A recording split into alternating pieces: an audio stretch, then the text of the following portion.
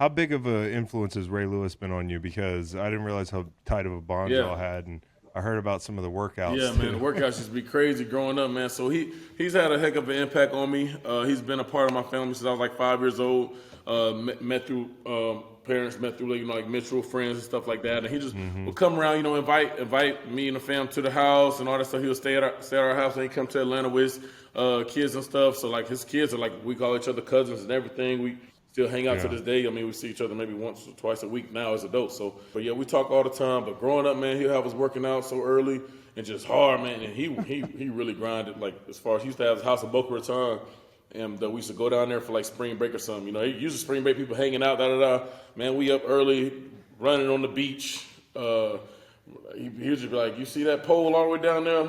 Run there and come back 3-4 times or something. And come back and hit these jumping jacks on the sand, drills and all this stuff." And we 12, 13, you know what I'm saying? So then it's just, it's just kind of building that I guess work ethic. You're just doing it as a kid, but then as you get older, I get into college and I'm working with them, then it ain't like I'm spending on weeks and weeks upon weeks. It's like, maybe a week at a time or a couple of days here and there, but it's just pushing your body, knowing how far you can really go. When you go back to training with your team, you know how much more you can really do. You know what I'm saying? So for me to learn from one of the best to ever play the game, my expectation of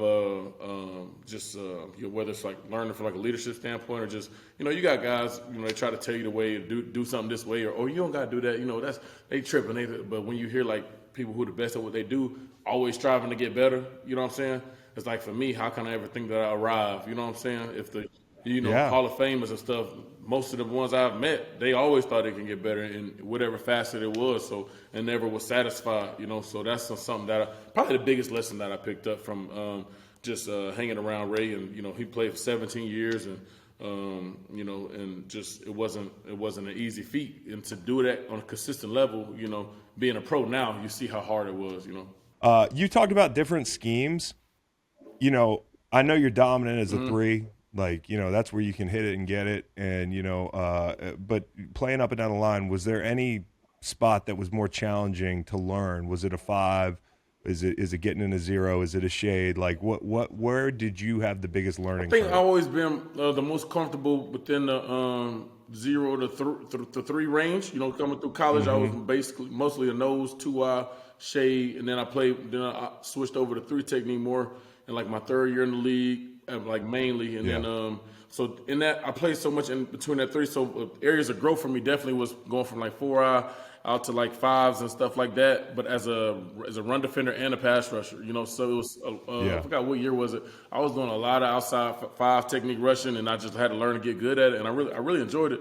And then also just in the base front playing like a head up 4 or something like that. I mean, not my favorite, but if I gotta do it, I gotta do it. You know what I'm saying? And so I like the guy to like hit it and get it, but at the same time, being disciplined with my footwork, hands, and reading versus always attacking is something that I had to grow and learn to love too. So it's like, and then being a quote unquote smaller defensive tackle, sometimes putting myself in positions to where I don't give them certain angles on me to get movement, and usually when I hit it and get it, I can, get through some of the stuff, but then just playing more strong and more with a better base and holding through some of the double teams and stuff. Do you have good arm length? I feel like you probably have better arm length than height, because people always focus on height. How's your arm length? On me, man. They really be sleep on me. That's what I'm saying. I'm a good solid 6'1". Everybody want to be 6'3", all that stuff.